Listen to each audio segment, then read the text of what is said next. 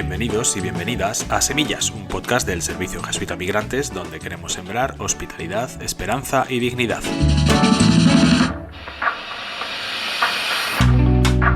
En SJM acompañamos, servimos y defendemos a las personas migrantes y refugiadas para que puedan alcanzar una vida digna y plena inclusión en la sociedad.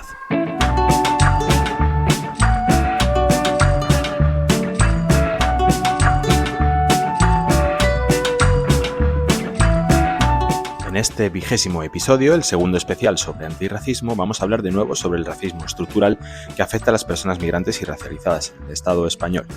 Haremos una entrevista con la activista Senib Laari.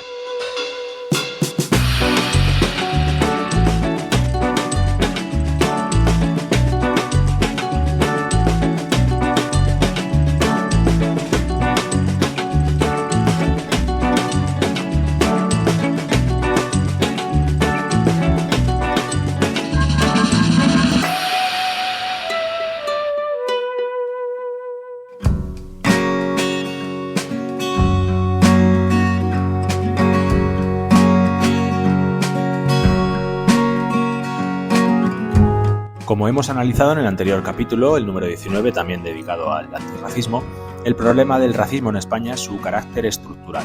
Afecta y atraviesa todas las esferas de la vida, generando discriminación, falta de oportunidades, exclusión y, en su cara más cruel y visible, violencia verbal o física.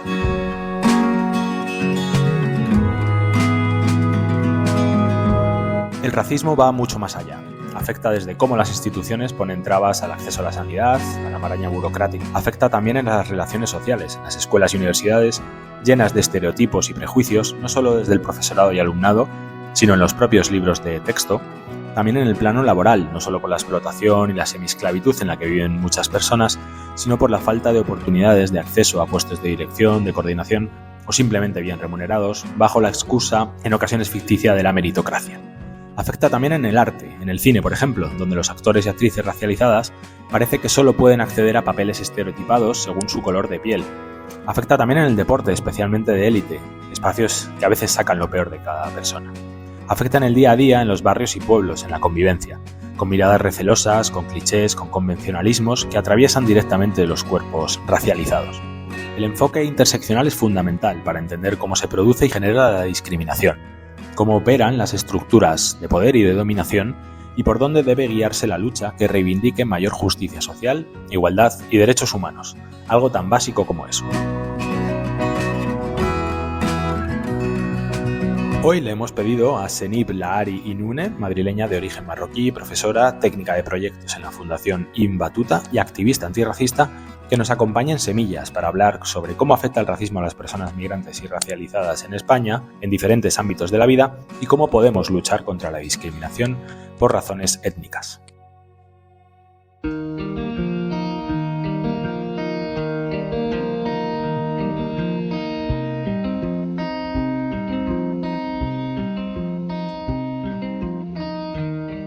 Bueno, pues estamos en el podcast de Semillas y hoy tenemos una invitada, Senib Laari Inune, a la que agradecemos muchísimo el acompañarnos y también, bueno, vamos a hablar sobre racismo y antirracismo, ¿no? en la sociedad española en diferentes ámbitos. Muchísimas gracias por estar con nosotros y nosotras, Senib. Gracias a ti, Daniel, por la invitación. Antes que nada, ¿podrías hacer como una breve presentación, una carta de presentación breve también para que la gente que nos está escuchando te conozca y de dónde vienes? Yo soy Senib Laari Inune, tengo 29 años y soy madrileña de origen marroquí. Soy técnica de proyectos por la Fundación Ibn Battuta y también soy profesora de lengua. Además, soy activista antirracista. Fui campeona del mundo en 2017 con la selección española de Kenpo Karate y subcampeona en armas. Muy bien, casi nada, Senib. Bueno, pues eso, de nuevo, muchas gracias por estar aquí. Podemos empezar hablando, bueno, explicando por qué España es un país racista, ¿no? Que parece que a veces es una frase que a mucha gente le duele escuchar, a pesar de que sea verdad, ¿no? Explicar eso, por qué España es un país racista, en qué consiste ese racismo estructural y por qué podemos decir eso, ¿no? Vale. Puede sonar muy fuerte y muy rotundo decir que España es un país racista porque la concepción que tenemos de racismo se lleva como a un extremo de no facilitar o no permitir la entrada de personas extranjeras, maltratarlas, abusar de ellas en todos los sentidos. Pero, igual que hemos visto con la cuestión de género, el racismo va mucho más allá de una manifestación única y exclusivamente violenta y excluyente de las personas migrantes. Pero sí podemos considerar a España como un país racista, no solamente por las prácticas legislativas que tiene hacia las personas migrantes, sino en muchas ocasiones por las actitudes que tanto administración como civiles tienen hacia las personas migrantes. Y esto va desde la falta de acceso a ciertos empleos, la falta de acceso a viviendas dignas, la falta de acceso a una educación de calidad y al no ser excluido por ser una persona migrante o, en mi caso, racializada o profesar una religión diferente, y con esto podríamos seguir con un largo etcétera. Es decir, la gente solamente piensa en racismo si te dicen mora de mierda, vete a tu país o ese velo no lo lleves aquí, pero es que el racismo va mucho más allá de este tipo de comentarios o actitudes que la gente asocia mucho más con lo que es el racismo. Mm. Sí, al final lo que se puede interpretar como racismo sería como la punta del iceberg, ¿no? Pero al final, debajo de todo eso hay muchísimas actitudes que perpetúan un poco ese sistema racista, ¿no? En la sociedad. Exactamente. También quería preguntarte un poco en qué ámbitos de la vida cotidiana se detecta una mayor discriminación racial, ¿no? Porque aquí, por ejemplo, en SJM hemos trabajado en algunos temas, también hemos entrevistado o hemos hablado en este podcast sobre algunos temas, por ejemplo, el acceso a la vivienda es una cosa en la que en la que se ve claramente, ¿no?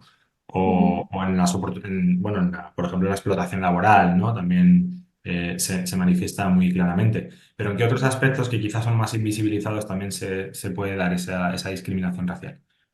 Bueno, la discriminación racial es que se da en todos los espacios y las áreas y los servicios que tenemos a nuestra disposición.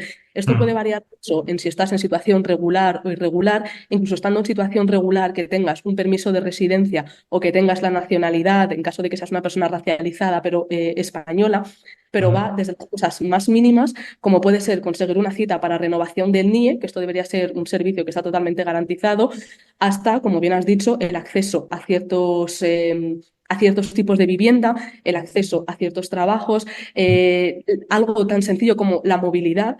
También, según la sí. situación en la que estés de regular o irregular, puede ser una situación también de discriminación. Y una de las más invisibilizadas, pero que también es una de las que más nos preocupa, son las paradas por perfil racial, porque precisamente lo desarrolla una administración pública, bueno, las fuerzas de seguridad del Estado, y encima está justificado por el propio Estado-Nación de España, porque entiende que se tienen que hacer precisamente para todos los procesos de expulsión. Entonces, esto constantemente lo que hace es señalizar a las personas que no son fenotípicamente españolas como Sí. personas migrantes, y por ende se las para en la vía pública para pedirle documentación, y desgraciadamente en nuestro imaginario es, si la policía o cualquier cuerpo de seguridad del Estado te para y te identifica y te tiene en un espacio público cacheándote, pidiéndote la documentación, ya te hace sospechoso de todo, de absolutamente todo. Entonces Para el resto también de la esta gente, la claro. imagen que proyecta al resto de viandantes, y esto además se da mucho en medios de transporte.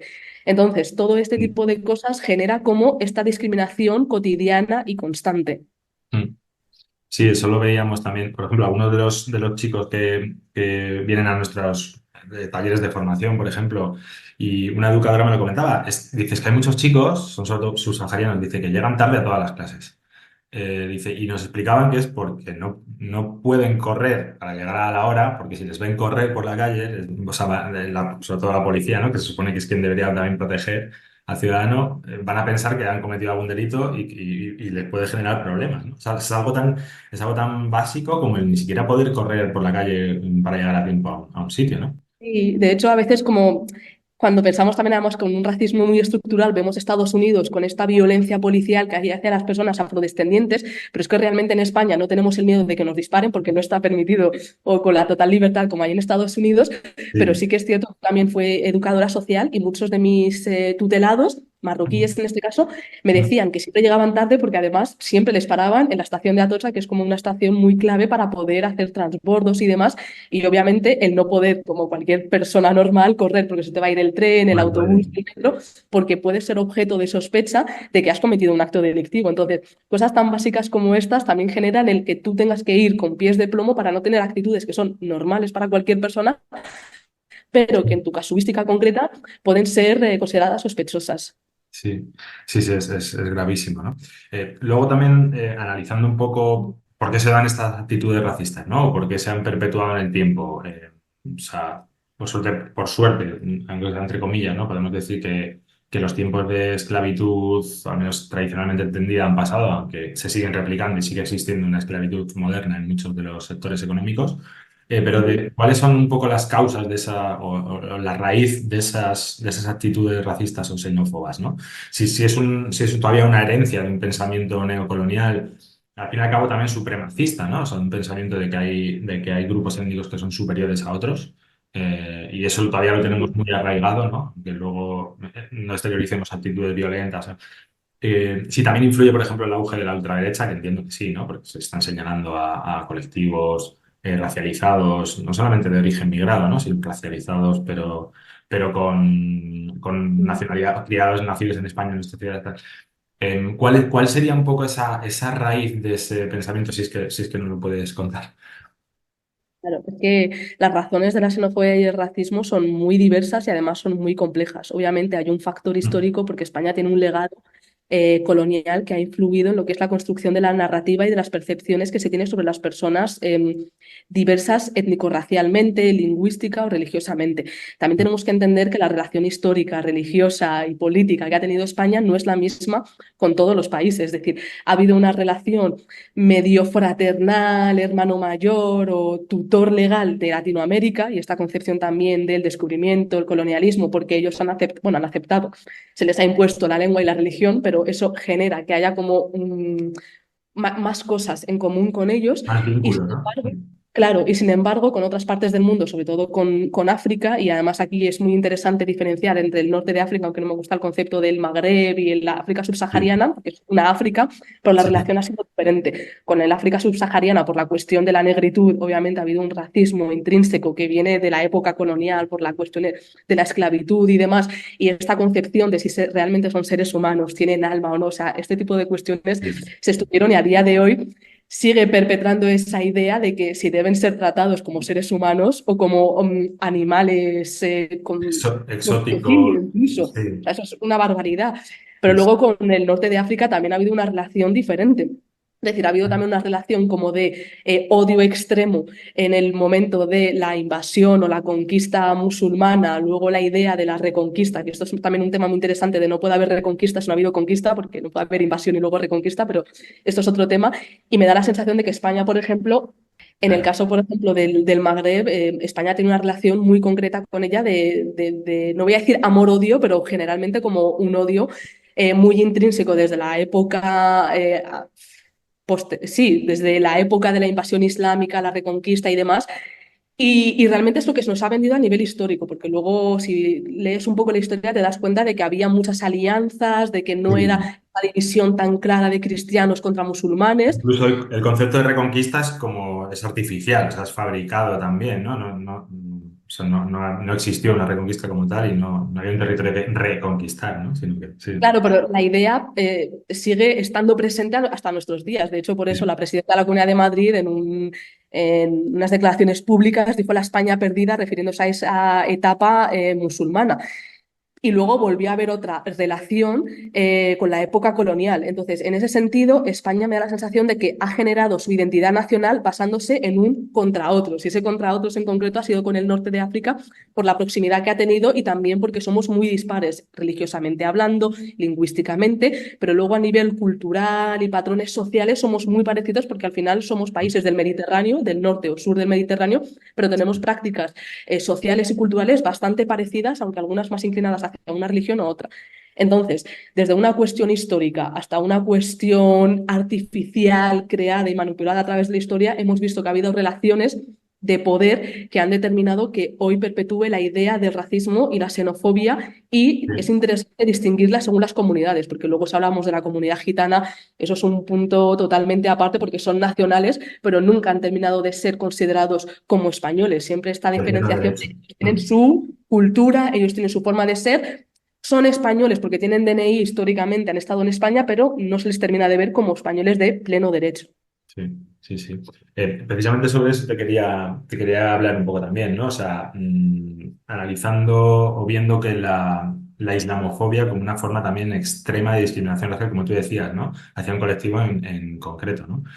Aquí, por ejemplo, o sea, si vemos que los discursos más contrarios a la migración o más cercanos a eso, discursos más racistas, siempre centran el foco también en lo que tú decías, y puede ser por cuestiones históricas, ¿no? Pero Ujú. en pueblos, sobre todo de origen eso, árabe, musulmán, ¿no? O sea, ¿qué particularidades tiene, particularidades, claro, negativas, ¿no? Tiene la islamofobia y en este caso cómo afecta también teniendo en cuenta otros componentes, ¿no? Como el componente religioso o como eso, como el componente histórico, el componente también, por desgracia, de asociar, en este caso, Islam, una religión de paz, asociarlo a, por ejemplo, a eventos terroristas o violentos, ¿no? O sea que encierra realmente muchísimos peligros, muchísimos riesgos, especialmente graves, ¿no? Esta... Bueno, claro, es que la islamofobia tiene como unas particularidades propias porque, a diferencia de lo que es el racismo y la xenofobia, es mucho más difícil de definir y esclarecer qué es exactamente la islamofobia, porque en términos generales la islamofobia es como el miedo, rechazo, animadversión hacia el Islam y todo lo que esté relacionado con el Islam. Entonces, hay de forma innata como una correlación que se asocia Islam con el mundo árabe, porque mayoritariamente los países árabes son Sí, países de mayoría musulmana. Sin embargo, esto no es una regla. Hay países del sudeste asiático que son también de mayoría musulmana, pero esta asociación ha generado también como este rechazo hacia el Islam y todo lo que rodea al Islam. Pero claro, luego pasa que hay personas que son conversas, es decir, que son españolas, europeas, que se convierten al Islam. Entonces, ellas sí, también pueden sufrir islamofobia.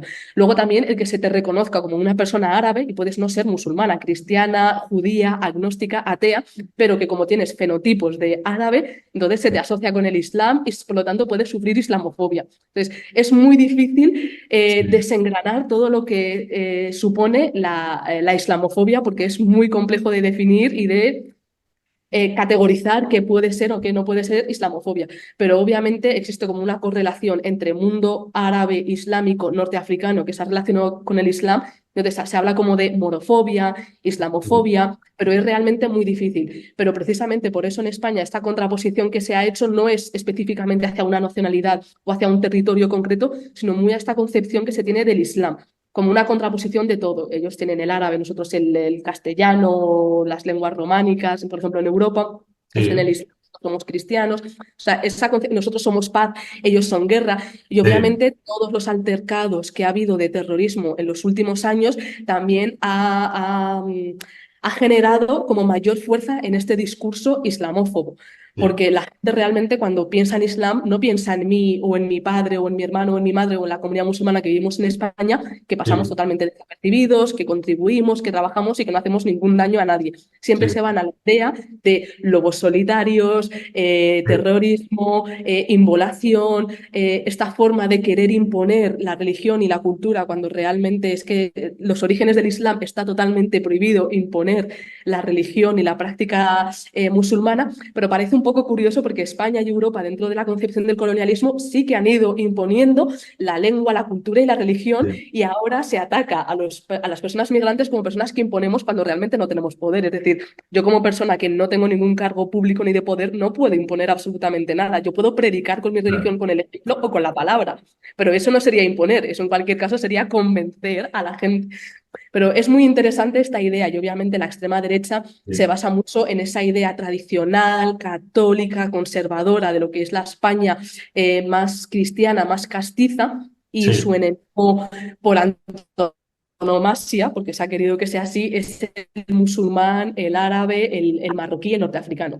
Entonces, obviamente, la extrema derecha va muy directamente hacia la comunidad islámica por eso, porque es como su contraposición hasta el punto de que nuestra práctica religiosa actual, que es el Ramadán, en este mes, pues ves a diputados de Vox o a concejales rompiendo folletos informativos sobre Ramadán, diciendo que imponemos, que estamos haciendo como una invasión silenciosa, o sea, como unas teorías conspiranoicas sí, muy sí, locas, pero que a la ofendimiento, gente ¿no? le cala, porque ve a gente con velo en la calle y como que en su imaginario es, pues tiene razón, nos están invadiendo de forma religiosa porque tienen hijos y nosotros no, va a haber una España sustituida, entonces se está generando como un imaginario que no es real, o al menos no de forma intencionada, sino que se puede justificar con otras cuestiones, con la baja natalidad, la falta de empleabilidad, la falta de Sí, poder independizar de los jóvenes, y las personas migrantes no es que no les importe, pero no tienen tanto esa concepción de si no tengo ciertas cosas aseguradas, no voy a tener hijos porque es necesario tener hijos para perpetuar un poco la especie y nuestra identidad y nuestra cultura y nuestra familia.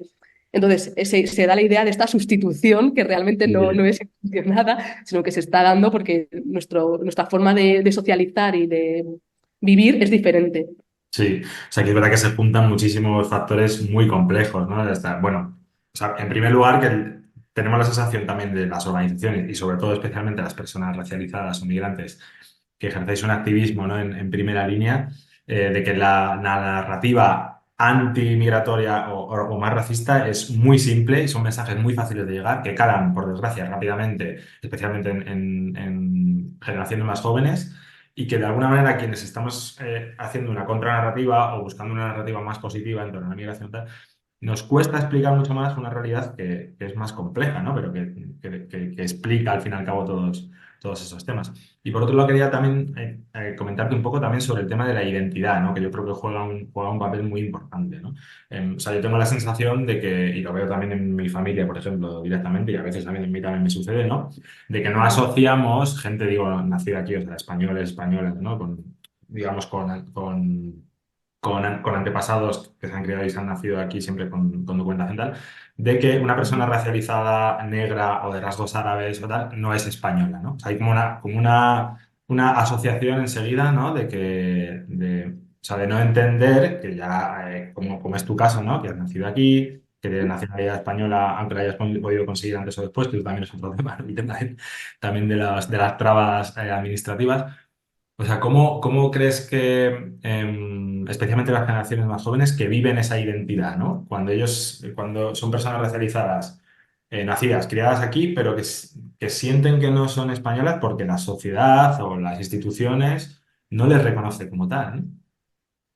Claro, es que es muy complicado, pero al final, en ese sentido, la historia está de nuestra parte, porque fenotípicamente hablando y por la posición geográfica que tiene España como Sí, entrada a Europa o salida de Europa, la parte del Mediterráneo para el tema del océano, entonces todo esto ha generado que sea una posición geográfica estratégica y también muy de paso de distintos pueblos. Entonces, eso es la mejor forma de justificar que realmente no ha habido una identidad fenotípicamente hablando o genética que sea puramente española. Es española. decir, tenemos a los fenicios, tenemos a los visigodos, tenemos a los bereberes, tenemos a los sefartíes, en fin, hay muchísimas comunidades de distintas zonas geográficas, religiosas y culturales que han convivido en España durante siglos y décadas.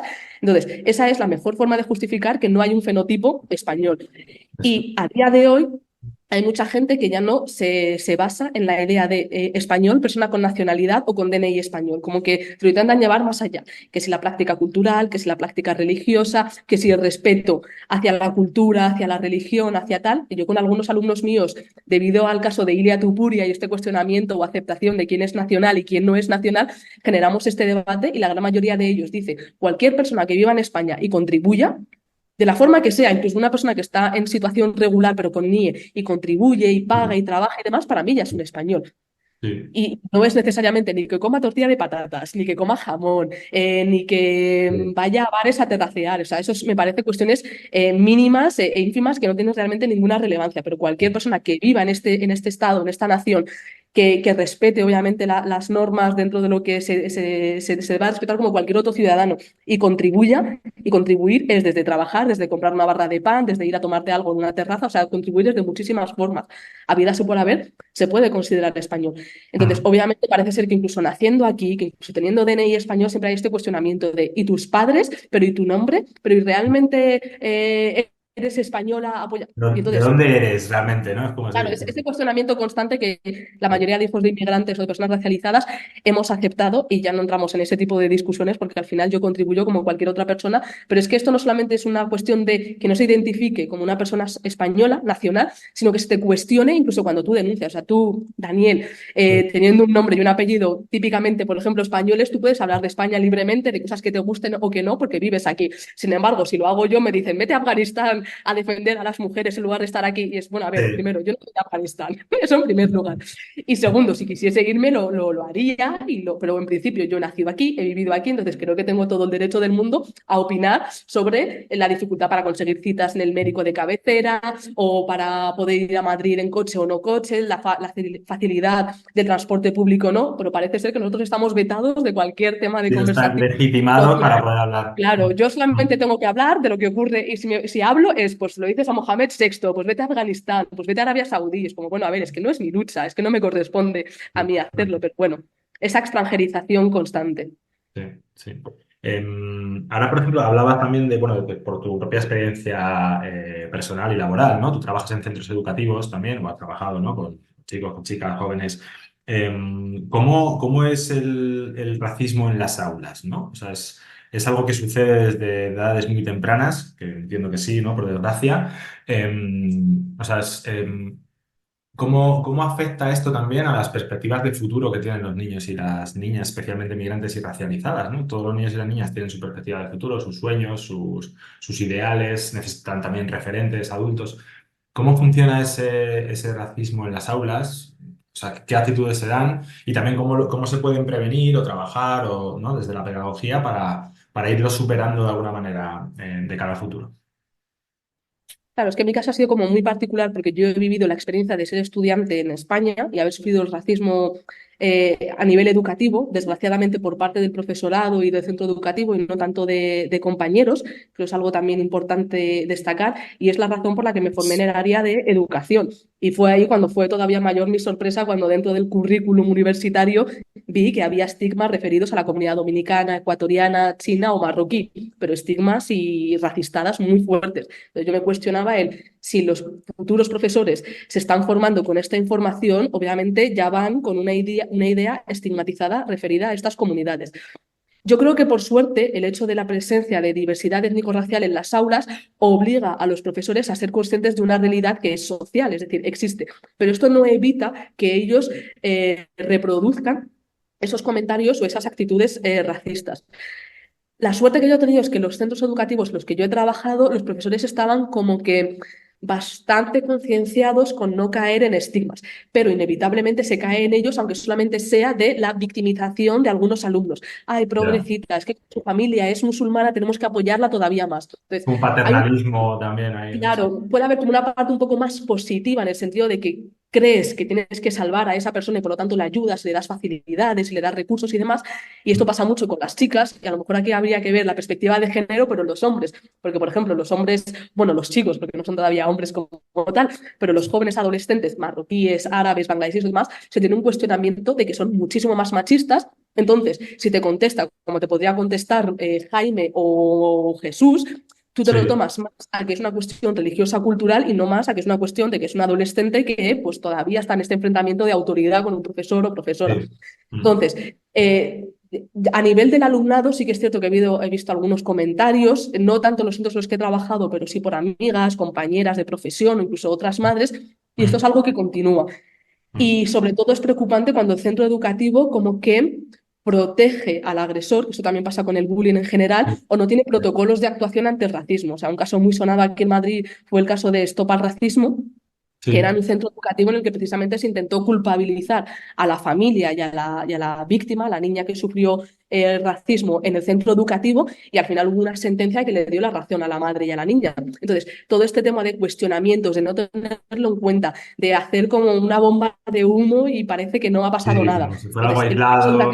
la Claro, realmente lo que demuestran es una incompetencia en este sentido, pero te hablo del racismo porque es el tema que nos atañe ahora, pero también cuando ha habido cuestiones de agresiones sexuales por parte de otros alumnos o por parte de profesores. Entonces, creo que es muy importante la transparencia, el afrontar los problemas de cara y obviamente manifestar que el centro educativo no va a permitir en ningún caso que exista ningún tipo de acoso o abuso de ningún tipo. En el caso del racismo, más concretamente porque es que ni siquiera hay protocolos de actuación.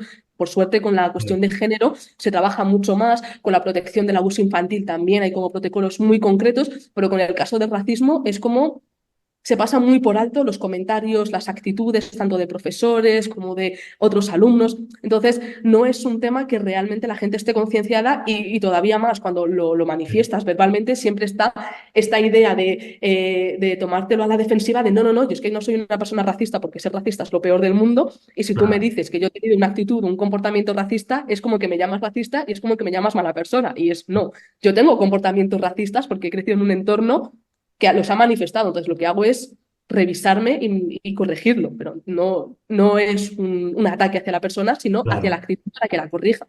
Eso se ha entendido muy bien también en la lucha del feminismo, ¿no? Quizá de la perspectiva de género, pero también nos cuesta mucho que se vaya entendiendo más en temas también de racismo, ¿no? Lo que tú decías, pues que falta formación también del profesorado, formación específica ante actitudes que se puedan dar de racismo en las aulas, que hay que hacer también una revisión de los libros de texto que muchas veces también perpetúan, sobre todo desde una perspectiva histórica también, ¿no? Estos pensamientos, estas corrientes que pueden dar lugar luego a actitudes también racistas. Joder, muy interesante realmente lo que cuentas y hay como una necesidad muy grande, ¿no? También de cambiar la perspectiva y de que haya una formación, de que desde las instancias de poder también educativos se trabaje más estos temas, ¿no? Mm. Eh, Claro, hay que partir de la base en todo, no solamente en la educación, del reconocimiento de esta problemática, porque obviamente detrás del España no es racista está el como no es racista, no hay nada que mejorar ni no hay nada que trabajar. Entonces, el momento en el que reconozcamos que este es un problema real, porque las personas que lo sufren somos las personas migrantes y racializadas, y yo creo que el ejemplo del género viene fantástico para entenderlo, igual que somos las mujeres quienes sufrimos la violencia de género, vicaria, la discriminación por género y sí. demás. Entonces, cuando se manifieste, la gente no tiene que haber un cuestionamiento de son cosas particulares, es un caso aislado, sino una cuestión real y sistémica para realmente darle una respuesta integral desde todos los espacios, desde todas las áreas que sean necesarias. Sí, pero yo creo que al final, o sea, que eso no quiere decir que los avances que se han conseguido en la lucha de género tengan que ser una cosa a costa de la otra, ¿no? Pero hemos entendido también, yo creo que se trata de que las personas que hemos tenido históricamente privilegios, yo por ejemplo hablo por mi caso de una persona blanca, un hombre tal, se cuestione esos privilegios que hemos tenido durante toda nuestra vida, que seamos Ujú. capaces de que si te están diciendo que has tenido una actitud racista o una actitud machista no es un ataque a la persona, sino que debería significar un cuestionamiento interno de cuáles son nuestras formas de actuar, de cuáles son nuestras formas de pensar y que desde ahí hagamos también un cambio de chip, ¿no? En las personas que hemos tenido históricamente estos privilegios para que precisamente no se repitan y que pueda haber al fin y al cabo más igualdad, más oportunidades, más justicia social al fin y al cabo, ¿no? Ujú. También viendo lo que decían, ¿no? Bueno, lo que hablábamos, del racismo en las aulas. También te quería comentar un poco el tema de clase, ¿no? Porque, Senit, yo tengo entendido que tú te has criado en el barrio San Cristóbal, ¿no? ¿Verdad? En Villaverde. Para los que son de fuera de Madrid, San Cristóbal es uno de los barrios probablemente con mayor índice de exclusión social, ¿no? Y de pobreza, especialmente pobreza infantil, de toda la capital de Madrid. Y al final también hay como un discurso, no un discurso, ¿no? Pero yo creo que es como una muletilla también a veces un poco retorcida, ¿no? Que es esa muletilla de no es racismo, es aporofobia, ¿no? Es el odio a los pobres, ¿no? O sea que hay un componente de clase también muy importante, por supuesto, en el racismo como en todas las otras luchas sociales, ¿no? ¿Cómo afecta especialmente el racismo en entornos, en barrios donde hay unas rentas menores, o Ujú. comparándolo con barrios donde hay unas rentas mayores, igual más oportunidades educativas, pero menos diversidad cultural? O sea, ¿cómo conjuga esa perspectiva de clase o ese clasismo, ¿no? con las actitudes racistas? Es un elemento clave el que acabas de mencionar, que es la interseccionalidad, porque al final tenemos que tener en cuenta que nos atraviesan como muchas realidades y todas ellas suman o restan para tener más facilidades o más dificultades para ciertos accesos. En el caso concreto de Villaverde, San Cristóbal de los Ángeles, para quien no lo conozca, ya os he explicado un poco, pero se cuantifican más de 80 nacionalidades diferentes en este distrito. Mm. Aproximadamente el 40%, un poquito más de la población es población migrante. Ya no estamos hablando de Sí. personas nacionalizadas, que eso sería todavía mayor. Mm. Entonces serían personas más racializadas, se podría hablar de una tasa todavía mayor. Entonces, esto sumado al hecho de que es un barrio de clase obrera que históricamente ha sido por migrantes valencianos y extremeños, esto me lo han contado mis vecinos y vecinas, ha habido una cuestión de clase muy importante en este tipo de barrios. Y ha habido problemáticas desde la existencia y la creación de este barrio. En los años 80 me contaban las abuelas de mi barrio, hubo problemas con la droga en este barrio. Entonces, hay una cuestión de clase social muy importante en las zonas periféricas de Madrid, en este caso. Obviamente, puesto que el acceso a la vivienda es mucho más factible en este tipo de barrios, la gente migrante se conglomera en este tipo de espacios porque tienen más acceso a viviendas y porque están relativamente cerca del centro. Es decir, esto no es Parla ni es Villalba, que está un poco más en la periferia, Más o en esta Fuenlabrada. radio. Entonces, estás a 2 paradas de Atocha, a 3 paradas de Sol, entonces está relativamente céntrica. Tienes la M30, 40, 45 muy cerca, Sí. que las cruzan o pasan al lado. Entonces, está muy bien ubicada, pero tiene esa casuística de la cuestión social. Entonces, esto todavía hace mayor la estigmatización de este tipo de barrios y antes la justificación era que era un barrio obrero y pobre y por eso el tema de la droga y obviamente ahora se está justificando con el tema de la migración. De hecho, formo parte de la asociación de vecinos, he colaborado con ellos y cuando hemos hecho alguna manifestación por el tema de los narcopisos, que es algo que nos preocupa a todos los vecinos y las vecinas del barrio, se nos intentó colar un grupo de extrema derecha queriendo asociar que el tema de los narcopisos estaba asociado con la alta tasa de población migrante y al final es como una estigmatización constante cuando la problemática ya era existente incluso antes de la llegada de población migrante. Entonces, Sí. no podemos achacarlo todo a las personas migrantes. O sea, obviamente un entorno de vulnerabilidad genera este tipo de problemáticas. También a esto súmale la falta de inversión pública por parte del ayuntamiento o la Junta Municipal Y y el eso que es San abandono. Cristóbal, claro, y Villaverde. Y esto lo digo porque he estado en otros barrios trabajando, está muy bien articulado a nivel comunitario, a nivel social. Hay muchas asociaciones, hay muchas entidades que están trabajando, pero realmente los fondos son tremendamente escasos. Y un barrio tan pequeño, pero que tiene 2 guarderías, 3 colegios, un instituto, 2 polideportivos, un centro de salud, y hay mucha tasa de jóvenes que no tienen realmente actividades para poder hacerlo. En otra entrevista que hablaba sobre el tema del deporte, hablábamos de la importancia de tener actividades extraescolares precisamente para estos jóvenes para que no estén en la calle. Y de hecho, una de las denuncias que hizo una de las entidades del barrio que se llama SKBAS, que hacían calistenia, creo que se llama Sí, calistenia, o sea, sí. deporte con el cuerpo, precisamente lo que le pedían a la Junta Municipal era espacios habilitados para poder practicar el deporte y lo tenían que justificar como una forma de que los jóvenes no estuviesen metidos en bandas, drogas, adicciones y demás y practicasen deporte. Entonces, parece ser que constantemente tenemos que justificar que se invierta en cosas tan básicas como tener espacios deportivos, tener parques, tener escuelas, tener infinidad de cosas en un barrio que realmente lo necesita, pero es mucho más fácil cortar los recursos, esperar que eso estalle, que estalle en algún momento y que luego Sí. tengamos un dirigente que ya nos ha pasado de Vox o de PP o demás diciendo que, claro, es que aquí como todo es población migrante, normal que pasen estas cosas. Encima que les recibimos, mirad lo que nos hacen. Entonces, realmente la problemática no es la población migrante, sino la falta de recursos que se da a este tipo de barrios y a este tipo de distritos. Mm. Muy bien, pues para ir terminando, Semi, porque ya llevamos un buen rato, ¿no? Bueno, tú que has sido además campeona del mundo en la disciplina de Kempo, si no me equivoco, ¿no? Y que has participado también en competiciones deportivas. Bueno, se habla mucho también del racismo en el deporte, ¿no? Bueno, ha habido casos muy mediáticos también de jugadores del Real Madrid. Probablemente por eso también hayan sido más mediáticos, pero está muy bien que de alguna manera se ponga este tema, ¿no? En primera plana también informativa, especialmente en la prensa deportiva, que no son los más sensibilizados con temas sociales muchas veces, ¿no? Ujú. No sé si tanto preguntarte por tu experiencia personal, pero entendemos que también existe un problema de racismo en el deporte, no solamente desde los espectadores que van a ver un partido y que parece que descargan lo peor de ellos en las personas que están jugando, al fin y al cabo son personas profesionales, sino también en la desigualdad de oportunidades, ¿no? Para acceder al deporte de élite o a competiciones o a espacios deportivos. ¿Cómo lo has vivido tú también ese racismo, esa falta de oportunidades dentro del deporte? Claro, yo concretamente es que estaba en una escuela municipal, entonces ahí la importancia de que sea una escuela privada o una escuela municipal. Mm. Entonces, obviamente, eso es un elemento facilitador, la oferta deportiva que pueda haber en este tipo de barrios, igual que hablaba de oferta educativa, deportiva, cultural en general, afecta bastante a que los jóvenes realmente se interesen por la práctica deportiva, porque me parece interesante en todos los jóvenes, no solamente en situación de vulnerabilidad. Es necesario que Sí. ocupen su tiempo en cosas que sean beneficiosas para ellas. Y como comentaba con mi maestro en muchas ocasiones, el deporte es clave porque tener un buen rendimiento deportivo te obliga a tener las horas suficientes de sueño, a tener una buena alimentación para que tu práctica y tu rendimiento deportivo sea mejor y obviamente el resto del tiempo, si eres estudiante, lo tienes que dedicar a estudiar. Entonces, está muy bien porque hace que los jóvenes focalicen su tiempo en cosas que realmente son beneficiosas para su desarrollo personal y para su desarrollo físico e individual. Pues Ujú. eso en primer lugar.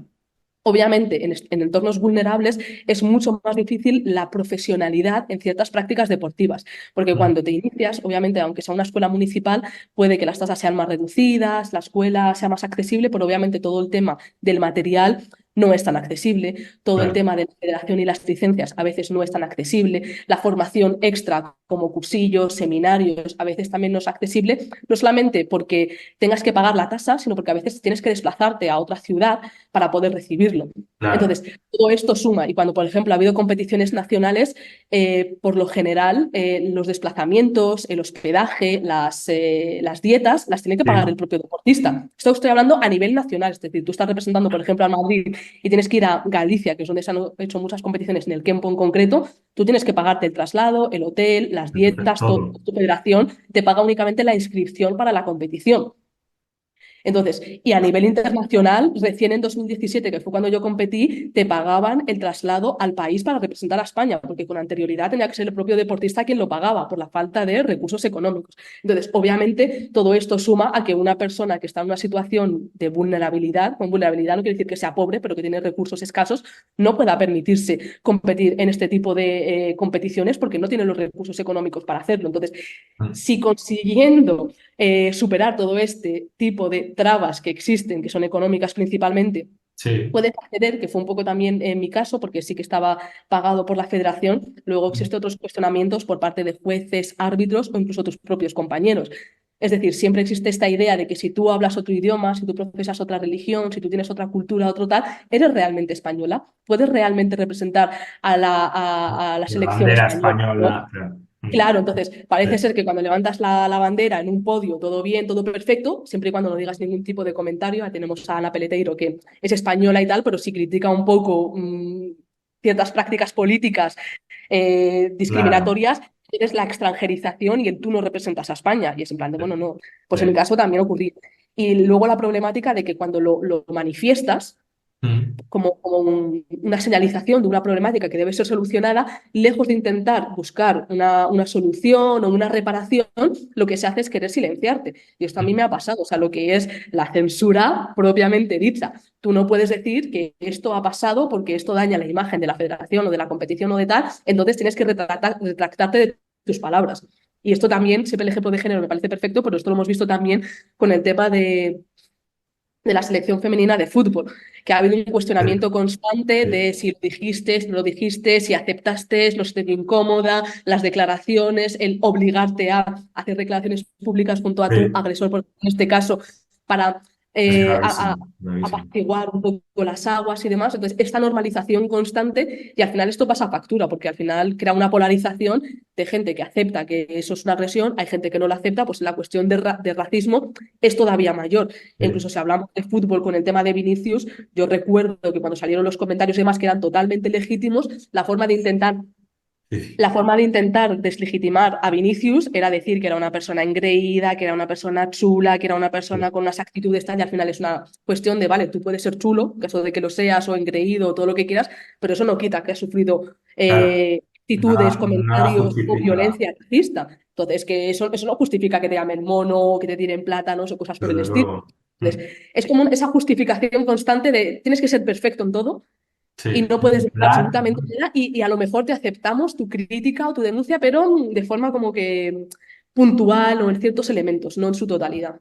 Sí, sí, no es gravísimo, ¿eh? O sea, al final esa censura, o sea, que prime más, digamos, ¿no? La reputación externa que realmente solucionar estos problemas que son Ujú. estructurales y que son muy graves, ¿no?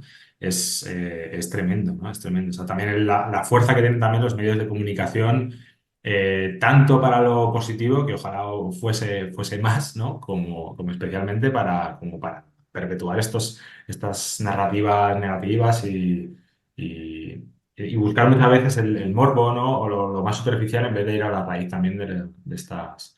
O sea, esa frase, ¿no? De no mezclemos política y deporte, ¿no? Como si fuesen espacios separados que jamás se pueden tocar y que no tuviesen. La política nos afecta a todos los niveles, ¿no? Y Sí, por supuesto, las luchas sociales nos afectan a todos los niveles y parece que el deporte está como una burbuja aparte en la que no se pudiese hablar de estos temas, ¿no? Y total. es muy grave. Pues muy bien, Senil, no sé si quieres añadir algo más que puede que se haya quedado en el tintero, alguna cosa que te gustaría No, tan decir. solo agradecer este tipo de espacios porque creo que es importante. Obviamente, la única cuestión que me gustaría puntualizar, que a lo mejor no lo he dicho durante mi intervención, Sí, es la denuncia pues, a la idea de la meritocracia, porque la meritocracia es algo que no hemos tocado en este tema, pero es es una verdad. forma de justificar que si fulanito o fulanita ha conseguido llegar es porque existen los medios, cuando realmente es decir, a pesar de que existen todas estas trabas, hemos Mm, conseguido llegar y creo que esto es muy importante tenerlo en cuenta porque a muchas personas, por suerte a mí no me ha pasado, pero que cuando llegan a ciertos estados de poder o de repercusión sí, mediática o tienen ciertos espacios donde poder denunciar este tipo de cosas, prefieren decir que ellos han sido personas que se han esforzado mucho, como dice la presidenta de la comunidad, que saben lo que es sí, el esfuerzo y el trabajo duro, cuando realmente hemos tenido muchísimas trabas, a pesar de ello hemos conseguido llegar y la idea no es decirle a las generaciones siguientes que se esfuercen y trabajen mucho más, sino generar una sociedad que sea lo suficientemente segura para que ellos puedan tener realmente las oportunidades. Y de aquí la importancia de la equidad,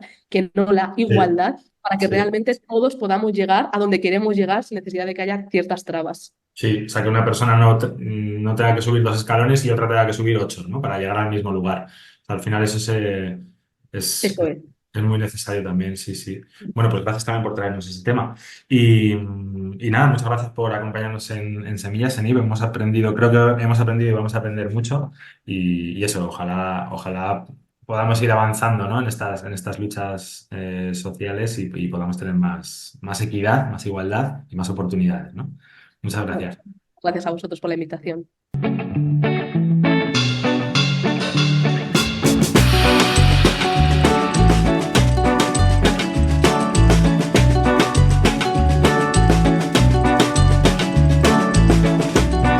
Hasta aquí este capítulo 20 de Semillas, el podcast del Servicio de Jesuita Migrantes, en el que hemos entrevistado a la activista antirracista Senib Lahari sobre cómo es el racismo en el Estado español. Recuerda que puedes seguirnos en nuestros perfiles en redes sociales y visitar nuestra web sjm.org para más información. Te esperamos en el próximo episodio. ¡Hasta pronto!